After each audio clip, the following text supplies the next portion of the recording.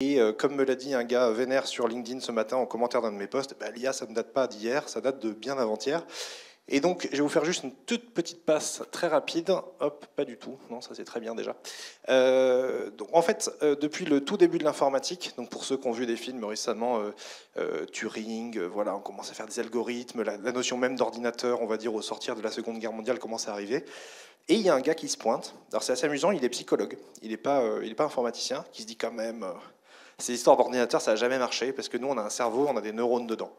Donc on va arrêter ces histoires d'ordinateur, on va faire des neurones. Alors c'était super.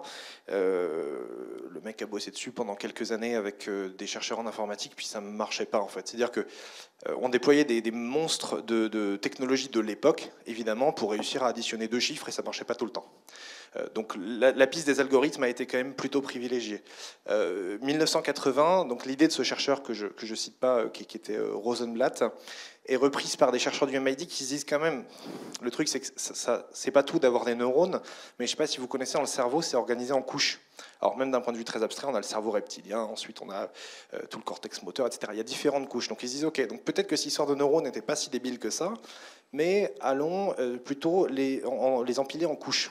Donc ils inventent ce qu'on appelle à l'époque le perceptron multicouche, qui est vraiment le fait de se dire, bah tiens, on met plein de neurones à la suite. Alors ils commencent à obtenir des résultats rigolos, mais là aussi en fait, ce dont souffre le perceptron multicouche à l'époque, donc cette idée du réseau de neurones, c'est que c'est super sympa, mais ça marche 100 000 fois moins bien que là où on est l'informatique à l'époque.